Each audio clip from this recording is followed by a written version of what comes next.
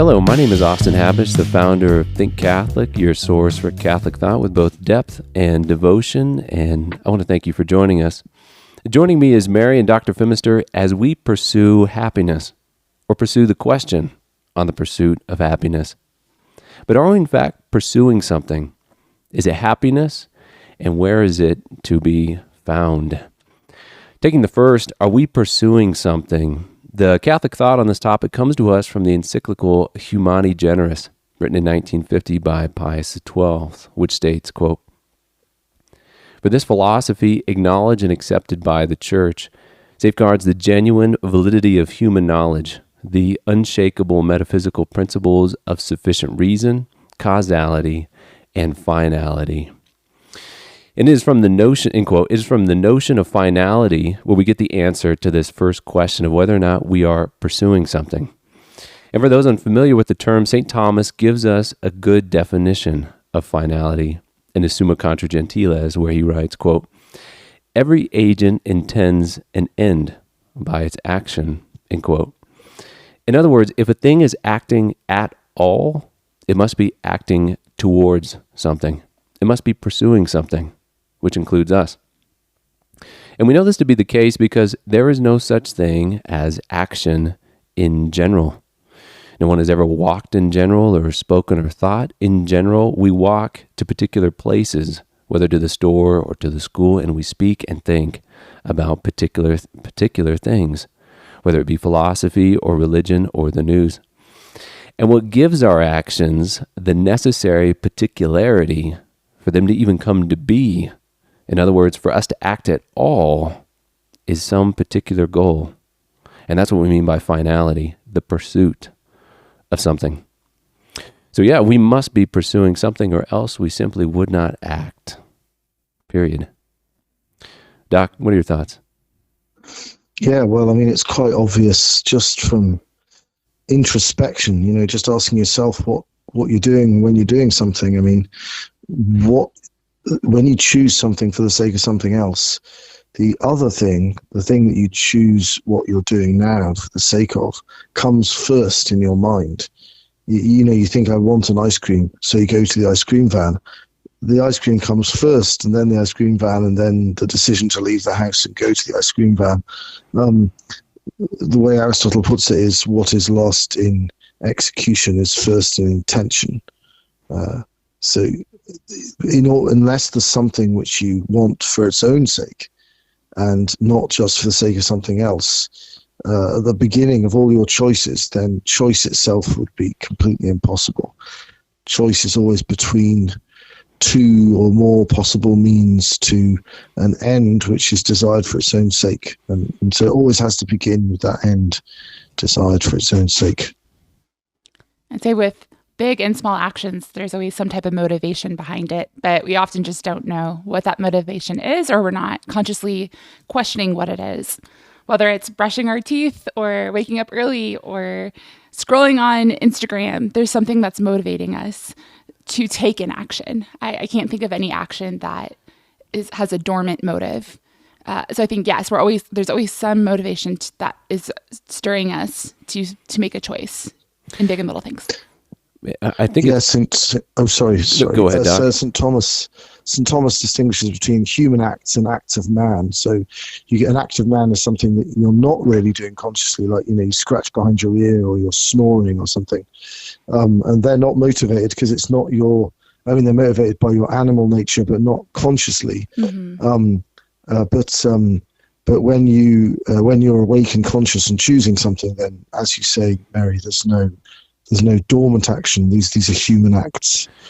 I think that's a key distinction you make there, Doc, that there's always going to be an end, even if it's not necessarily consciously willed. So I can have ends that are written into my nature, the teleology of my existence. My heart is beating for a particular reason, and I'm breathing for a particular reason, that there is something being pursued here, if not consciously. So there will always be an end or a goal being pursued, even if it's not being consciously willed.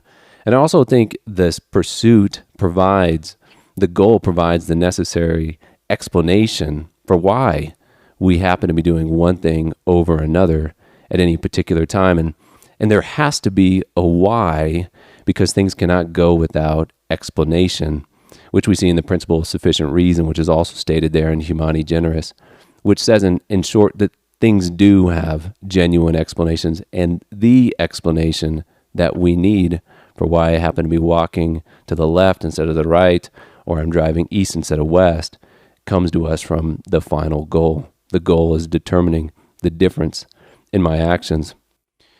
And I also think it's key, I think both of you touched on this as well, that we can have particular goals that are motivating our actions in the present, even when we're not mulling them over.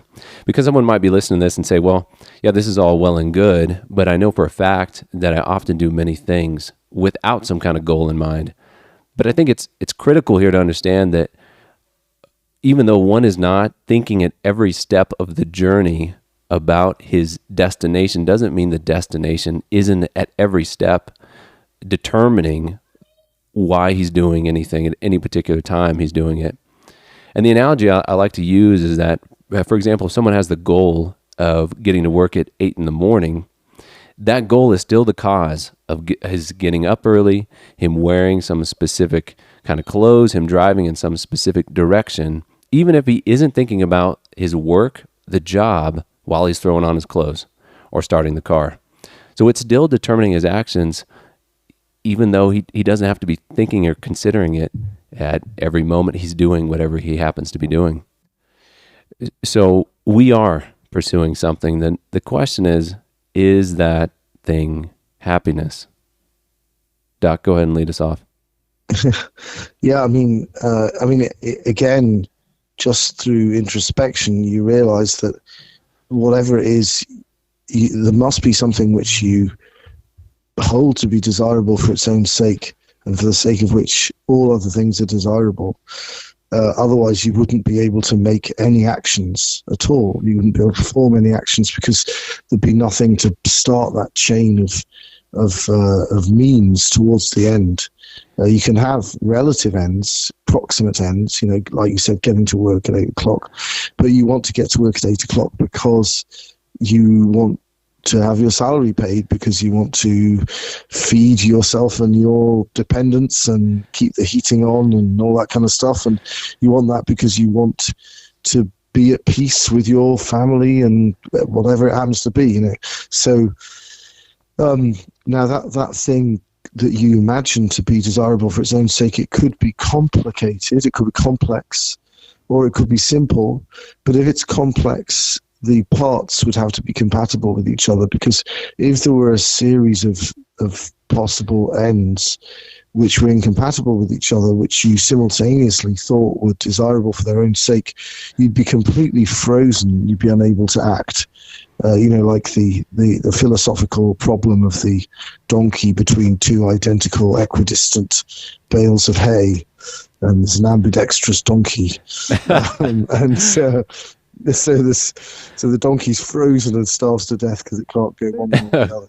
So if we were to genuinely hold that two things were desirable for their own sake, and for the sake of them all other things are desirable, and they were incompatible with each other, then we would just be incapable of action.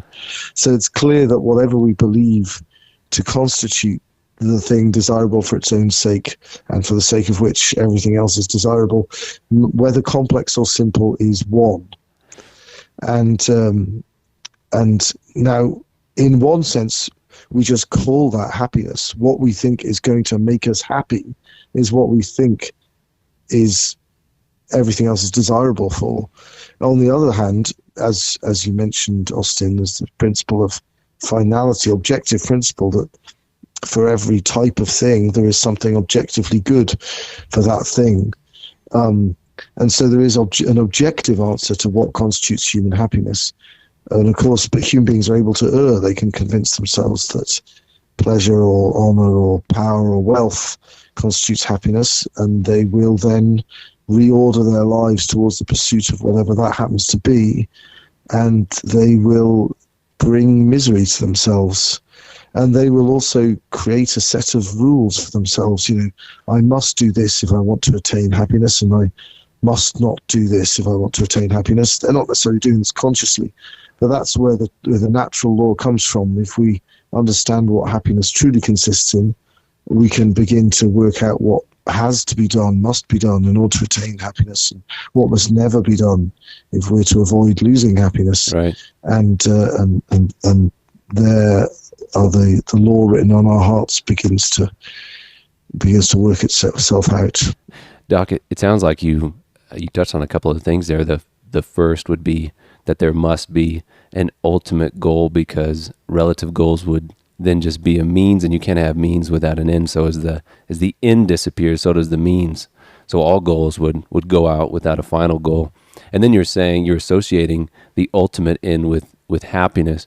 Mary, I'm curious, when people hear the word happiness, what comes to mind? I don't know if the ultimate end would be necessarily the first thing. Right. Yes, often not. Especially if you take a college student, for example, and you ask them, why are you in college? Why did you pick that degree? Why are you going to be in that career? And just do that endless questions of why to try to enter into that finitude destination that you both were mentioning. They often aren't thinking that thoroughly of why for that end goal happiness. I think on more shallow level, they're thinking to make money, to have my parents not nag at me for an unstable career, to meet someone, more shallow level. Father Spitzer has a way of categorizing happiness on different levels, which I think is a good way, vocabulary, to understand our human striving to understand happiness, whether he has lower levels of pleasure, to achievement, and then going upwards towards the ultimate transcendentals and God as the highest form of happiness. So I think acknowledging that there's different depths and different levels of happiness, that the shallow ones provide something that the higher levels don't provide, or the higher levels provide more than the shallow levels do not. It seems to me that, Doc, as you were speaking to, that happiness, when we speak about it, we're probably associated with something similar to what Aristotle says in the Nicomachean Ethics, that it's that for which everything else is sought. So even if we don't know exactly where happiness is to be found, we know it should be that thing which it trumps all those other goods. The example that comes to mind is sometimes when parents will have their kids make decisions that they disapprove of, to console their conscience, they'll say, well, at least they'll be happy, or as long as they'll be happy. Yeah. So we'll sacrifice we'll call them inferior goods or see them as inferior goods, provided we get that last most important good, which is happiness. And to interject really fast, I think a lot of people are more conscious of not wanting to suffer. So why do I do something? Because I don't want to feel pain. Or why do I eat? Because I don't want to feel hunger. So it's more of an obvious, I don't want to suffer, but I don't think they realize the deeper motive is for happiness. Well, I mean, this is part of the very structure of reality. Finite things can't exist by themselves. They have to be brought into existence and held in existence by unlimited, infinite being, that is, by God. And so by themselves, they're always falling back out of existence.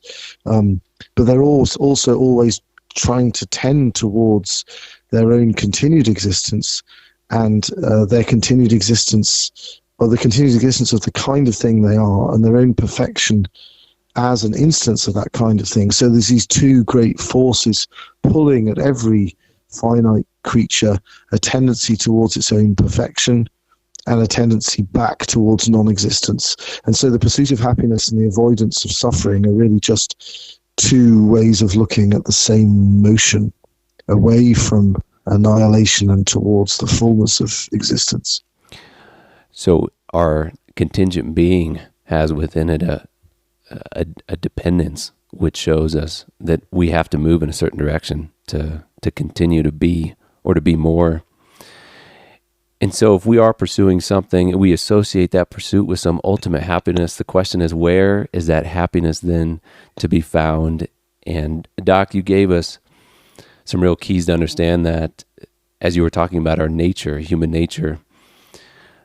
I think if we can say fish and birds can be happy, fish would be happy in the water, birds would be happy in flight, and man would be most happy in doing that thing which is particular to humanity, what makes them unique among all other creatures. And that's a rational thought, that we can contemplate abstract ideas, those transcendentals, truth, what's true, good, and beautiful. So it seems that happiness has to, via our nature, be in the contemplation of that greatest thing to contemplate, which is God. Yeah, I mean, our nature, just as an apple is objectively a good apple if it's spherical and crisp and red and sweet, and objectively a bad apple if it's squishy and brown and with a little wriggly worm in it. So in the same way, there is an objective answer to what's good for human nature, and that relates to what human nature is and what the unimpeded exercise of the human faculties would look like. And some of those faculties are more impressive than others. There's the vegetative faculties, which are the sort of lowest on the totem pole, and then there's the sensitive ones, and then there's the rational ones, and ideally they would all flourish together, but with priority being given to the higher ones, and ultimately to the highest possible object of the highest faculty. Now, there's an essential problem there, which is that God infinitely surpasses the intellectual capacity of any creature, whether a real creature that God's actually made or even any creature that God could make. Doesn't matter how amazing that creature was, it would still be finite, and so God would still infinitely surpass its intellectual capacity. And so we would tend to come to rest in something that approximated that was less.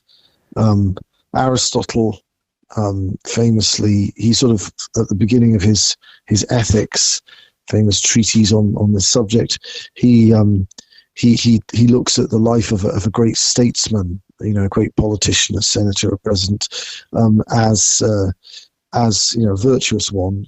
Eisenhower, not one of the more recent brand,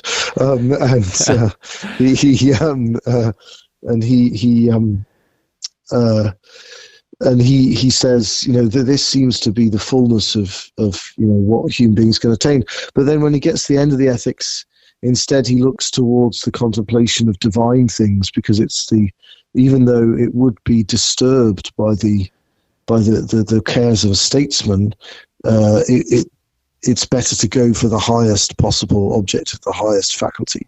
Now, the fact that there's a tension between those two is, in fact, a consequence of sin. But of course, Aristotle isn't reasoning with the benefit of divine revelation. But St. Paul tells us in Romans, and this is all human experience, that if we try and go for that kind of natural model of human perfection, the Thomas More or the Boethius, the sort of philosopher-statesman, not only do we discover with Aristotle that the philosopher bit and the statesman bit are incompatible, but we also just discover on the more humble level that we just can't do it. We try and fulfill the do's and the don'ts of human nature, ordered towards the objectively true answer as to what man's end is, and we just find that we fail all the time. Every single person fails. And the reason why is because God has resolved Aristotle's problem by giving us the means of attaining to the true and immediate knowledge of God as he is in himself, a share in his own knowledge of himself. And he made the world in that way, with that offer left there on the table. And we kind of know about that. And it once we know the infinite is possible on however distant a level, however remote a suspicion, the possibility of resting successfully in the finite disappears. You can only attain to the happiness proportionate to human nature if you attain stably to God's promise of the happiness that infinitely exceeds it. As our Lord says, seek ye first the kingdom of God and his justice, and these other things will be added unto you. Amen. The notion of we would never be satisfied of anything less of the short of the infinite once we had experienced it. It reminds me of Blaise Pascal's quote, on this. Well, actually, Norris Clark, he says to recognize a prison as a prison is already to have reached beyond it in desire and imagination. So just to know something is finite, just what finite means, is to have stretched beyond it, at least in desire, for something that is more. Pascal has there is a key difference there, that you can desire the infinite having perceived the finitude of the world, were it available. And that desire can be purely theoretical. Like, if you could fly, if you were offered the ability to fly, would you like that? Yeah, sure, of course I would. But I don't think that anyone's going to offer me that ability. But once you know that it is possible, once grace has touched you even to the smallest degree, then that desire becomes impossible to suppress. And that's the great awakening of human conscience that occurs at the moment that a child attains the age of reason. You're speaking to the bridge between a natural end, a human natural end, and that best possible end of man, of ever, absolutely speaking, which would be the beatific vision itself. So that reason, as you were saying, that we can imagine and desire things which are far beyond our nature, the flying, as you said. But once we hit the age of reason, what we know for sure in this concrete order of providence, that our end is in fact God himself. The quote from Pascal here, he says, "What does this craving, this helplessness proclaim, but that there was once in man a true happiness, of which all that now remains is empty print and trace. This he tries in vain to fill with everything around him, seeking in things that are not there the help he cannot find in the things that are, though none can help, since this infinite abyss can be filled only with an infinite and immutable object." In other words, God himself. You've mentioned before, Doc, that one will destroy, is the term you used, his neighbors and his friends and his relatives and all particular material things, trying to pull out of them the infinite good, which you can only find in God himself. So, Mary, you've also said before, and Doc spoke to this, that we do have these various parts of ourselves. We have our sensitive desires, the nutrition, the powers of nutrition. That as an animal, I have an end to eat and to drink and to sleep, and I also, with my senses, I can enjoy sights and sounds. But that there is this highest end, which is my exercise of the faculties of reason. You've spoken before that sometimes we can get confused with these various other desires. I think that maybe my greatest desire is for the sensual or the bodily, but it ends up being something much more. Yes, and I think it's just to awaken and realize the finitude of a lot of what we're doing, that they just don't satisfy the deeper hunger that we have as human, and to almost embrace our humanity, because it leads us towards God. Yeah, and so to bring us home as a going forth, maybe we can give just a practical application for the topic on happiness for those listening. After hearing this, what is something that can be done today, useful use of this knowledge? And I would say, if it is true that we are pursuing something and that something is happiness, then we can test our actions and ask ourselves, if all my actions are directed towards happiness, then where do my actions prove to me I think happiness is?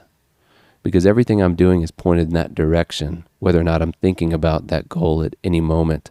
There is a goal out there that my whole life is moving towards. What is that goal? And I can find that out by looking at what I do day to day.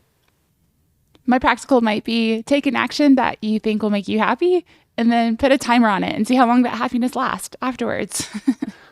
That's great. C.S. Lewis has this wonderful concept which he shared with Tolkien about, called joy, which is the intimation, the sense that we call to something that's not in our power, but it infinitely fulfills all of our desires. And he said it's a kind of sorrow. He said it is an unsatisfied desire, which is itself more desirable than any other satisfaction. I call it joy, which is here a technical term and must be sharply distinguished from happiness and from pleasure. Joy, in my sense, has indeed one characteristic and one only in common with them, the fact that anyone who has experienced it will want it again. Apart from that, and considered only in its quality, it might almost equally well be called a particular kind of unhappiness or grief, but then it is a kind that we want. I doubt whether anyone who has tasted it would ever, if both were in his power, exchange it for all the pleasures in the world, but then joy is never in our power, and pleasure often is. And so the practical point I would take from that is that there is this infinite happiness which is beyond us and is not in our gift.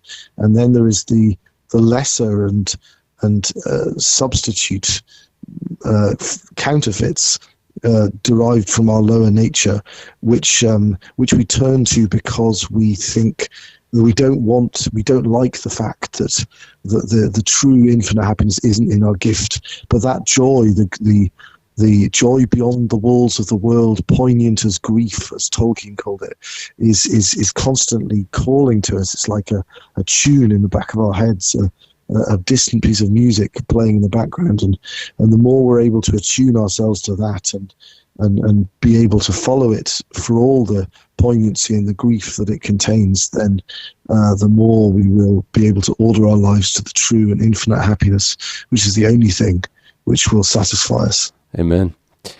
There's always more to say, but from what has been said, we can say for sure that we are pursuing something. That something is happiness, and its object is God Himself. This is Think Catholic on the pursuit of happiness, and thank you for joining us.